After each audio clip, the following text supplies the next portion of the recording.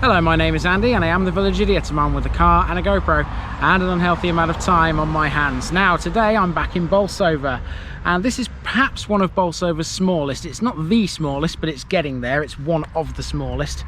And this one is quite compact. I'm going to describe it as compact because it's a small area and there seems to be a lot of village for not a lot of area, if you know what I mean by that. So there's probably plenty to see here. And I'm about to start by walking from Park Avenue, which is where the car is parked, right here, this way towards a Nurseries, which I passed on the way into this village. That'll be a nice place to start. And I believe there's also a football club up here too. This is the parish of Glapwell.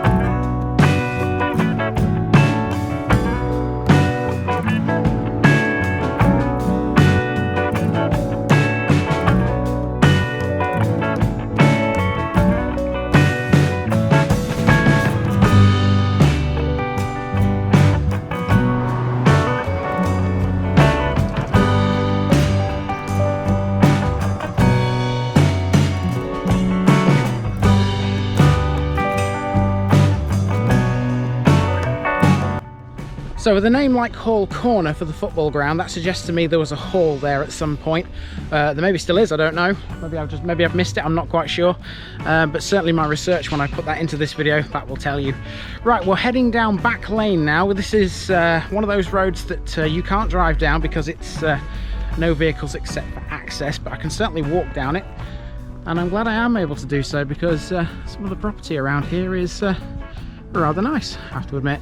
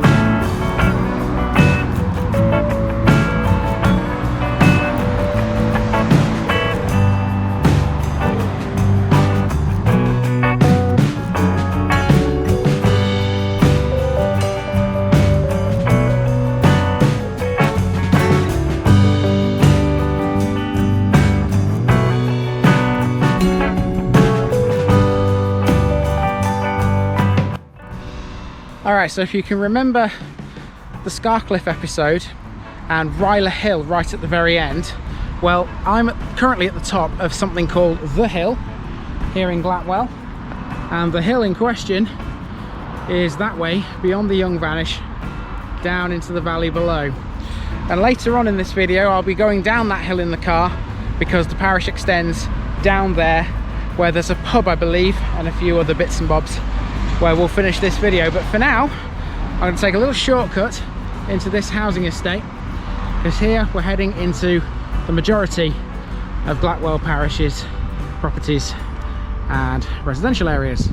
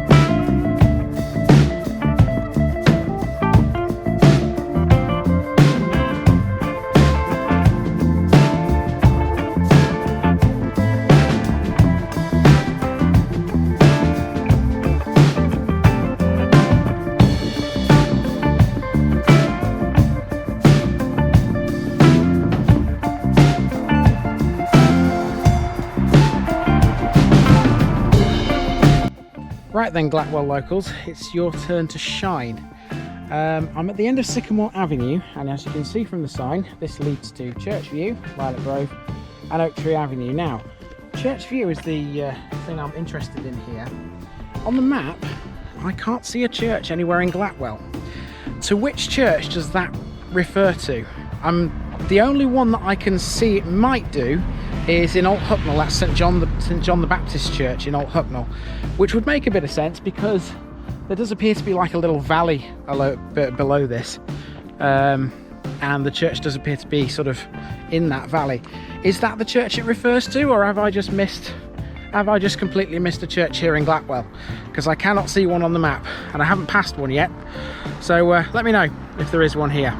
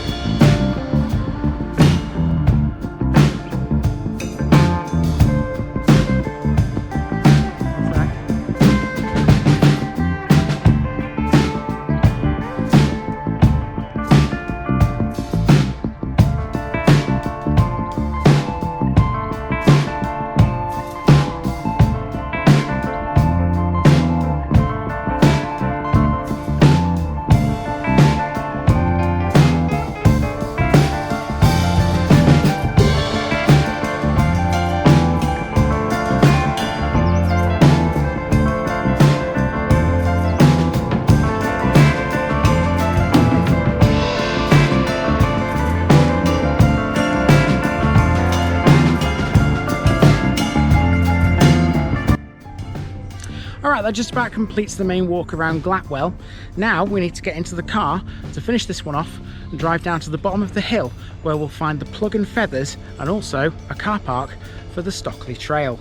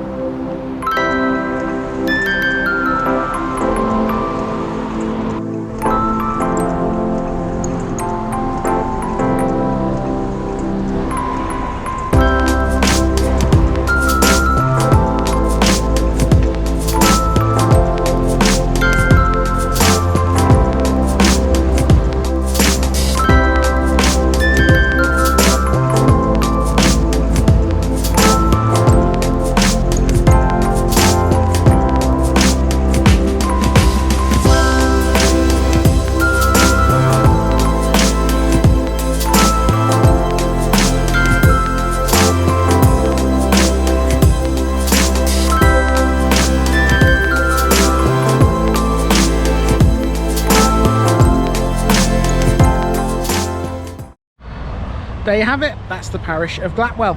Very small slice of Bolsover, but lots to see in that small area. There's a few things that this parish could perhaps benefit from. There was a local that stopped me while I was making this video who told me that the place has no shops, so that's something that could certainly be added in the future. I think if anyone wanted to start up a business here, then I think Glapwell could benefit from a shop. He also told me a little story, which was quite cool, about the area at the end of Park Avenue, where the cricket club is. That's all been sold off, and there's going to be some new houses built along there, which apparently the parish council voted against, but the land had already been sold, so nothing much they could do about it at that point. Seemed to be a contentious issue anyway, something that he was quite passionate about anyway. Right, so Glapwell locals, if there's anything else you can tell me about this place or any little stories similar to that, let me know, because it'll all be helpful for the Bolsover roundup video. For now though, I'm done with Bolsovers for today. I'm heading now back into northeast Derbyshire for my next one. So this has been the parish of Glapwell, and I've been the village idiot, and I'm out.